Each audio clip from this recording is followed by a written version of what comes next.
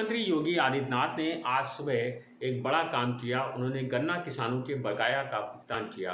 आपको बता दें, पिछले 3 सालों में मुख्यमंत्री ने रिकॉर्ड भुगतान किया है। अब तक की उत्तर प्रदेश की किसी भी सरकार ने 5 साल में जितना कुल गन्ना भुगतान 5 सालों में नहीं किया, वो मुख्यमंत्री योगी आदित्यनाथ की सरकार ने 3 साल में ही कर दिखाया। आपको बता दें, मुख्यमंत्री ने अब तक गन्ना किसानों का तकरीबन 1,325 करोड़ रुपए का भुगतान कर दिया है, जबकि आज ही मुख्यमंत्री ने करीब 418 करोड़ रुपए का गन्ना मूल्य का भुगतान सिर्फ एक क्लिक के माध्यम से कर दिया है। यह भुगतान करने के बाद गन्ना किसानों को बड़ी राहत मिली है। आपको बता दें, अभी भी गन्ना किसानों का इतना बड़े पैमाने पर भुगतान करने के बाद अभी भी तकरीबन 15,000 करोड़ रुपए का गन्ना मूल्य का भुगतान बाकी है।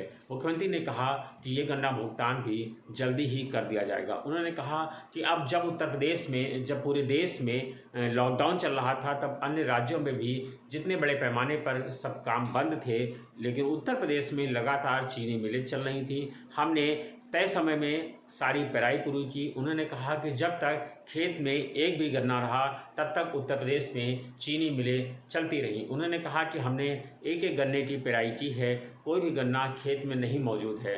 ये उत्तर प्रदेश सरकार की एक उपलब्धि ही है कि उन्होंने गन्ना मूल्य का लॉकडाउन के बाद ही बावजूद लगातार उसका जो है गन्ना पेराई कराई और समय पर सबको भुगतान भी करा रहे हैं। इसके अलावा आपको बता दें, मुख्यमंत्री योगी आदित्यनाथ ने आज अनलॉक की समीक्षा की। अनलॉक की समीक्षा करते समय मुख्यमंत्री ने कई निर्देश दिए हैं। उन्होंने कहा कि उन्होंने पहली बात तो अहम यही कही कि सभी ज़िलों में उन्होंने कहा कि लेवल 2 स्तर की एक लैब बना दी जाए, जहां पर जांच बड़े पैमाने पर हो सके। इसके अलावा सभी जिला चिकित्सालयों में और सभी मंडलीय स्तर के अस्पतालों में वहां पर भी उन्होंने एक लैब बनाने के निर्देश दिए हैं। इसके अलावा मुख्यमंत्री ने कहा कि L1, L2, L3 श्रेणी अस्पतालों में उन्होंने कहा कि एम्बुलेंस की व्यवस्था तात्कालिक रूप से प्रायोरिटी पर रखी जाए, प्राथमिकता दी जाए। पुलिस विभाग को और जो चिकित्सा विभाग के लोग हैं, आयुष विभाग के लोग हैं, इन लोगों को तत्काल जहां पर भी हर हालत में हर ज़िले में एम्बुलेंस पर्याप्त मात्रा में रखी जाएं, जिनको तैनाती कोविड अस्पतालों के साथ संबद्ध रखा जाए, ताकि कोविड अस्पताल में जहां भी कहीं एम्बुलेंस की ज़रूरत हो वहां पर कोई दिक्कत ना आने पाए। मुख्यमंत्री ने यह भी कहा कि पर्याप्त मात्रा में ऑक्सीजन सिलेंडर की व्यवस्था कर दी जाए।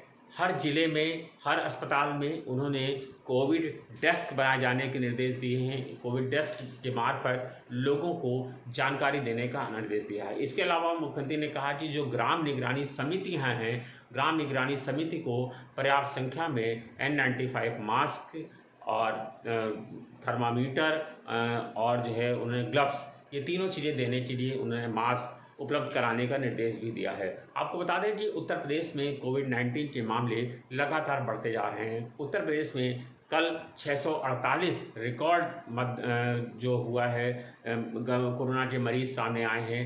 बड़ी संख्या में अब यह मामला पुलिस और पत्रकारों के बीच में पहुंच गया है।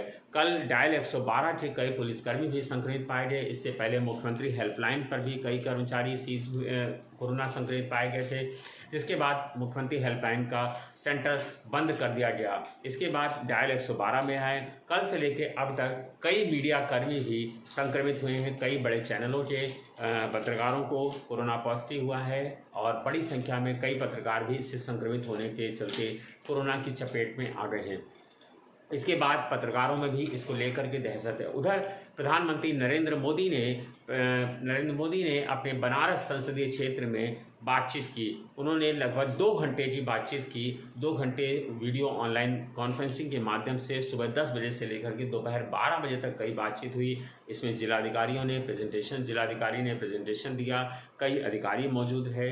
कुछ लोगों से भी प्रधानमंत्री ने बातचीत की। उन्होंने कहा कि जो है, जब पूरे देश में लॉकडाउन चल रहा था, तब उत्तर प्रदेश खासा काम कर रहा था। अब उत्तर प्रदेश में बनारस के लोग, उन्होंने कहा बनारस के लोगों को स्वयं सहायता समूहों से जोड़ा जाए। बनारस के लोगों की उन्होंने सभी लोगों की समस्याएं सुनी। उन्होंने कहा कि इस महीने के लास्ट तक, यानी कि अगस्त तक 15 अगस्त तक जितनी भी परियोजनाएं हैं, जितनी भी योजनाएं हैं, उन सभी को पूरा कर लिया जाए। इसके अलावा प्रधानमंत्री ने सभी निर्माण कार्य भी तय समय पर पूरा करने का निर्देश दिया। उन्होंने कहा कि बारिश से पहले बाढ़ प्रबंधन के काम भी पूरे कर लिए जाएं। इसके अलावा वहाँ पर उन्होंने चूँकि कहा बनारस एक नदियों का क्षेत्र है, तो नदियों का भी उन्होंने जिक्र किया।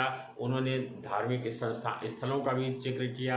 उन्होंने वहाँ के हथकरघा का भी उपयोग किया और कहा कि वहाँ पर किसी भी तरह की हर एक को अपनी हर एक की बात उन्होंने सुनी धैर्य से और अधिकारियों को निर्देश दिया कि सभी की ज़रूरतों को तय समय पर पूरा कर लिया जाए। इसके अलावा आपको बता दें, उत्तर प्रदेश में कल करीब 648 लोगों की कोरोना जांच संक्रमित पाए गए थे और तकरीबन 400 से ज़्यादा लोग, 450 के आसपास लोग कोरोना से उनकी दुखद मृत्यु हो गई है। अभी भी कोरोना संक्रमण के मामले उत्तर प्रदेश के तकरीबन 75 जिलों में हैं। कल भी 17,000 से ज़्यादा लोगों की पूल टेस्ट के माध्यम से जांच हो चुकी है।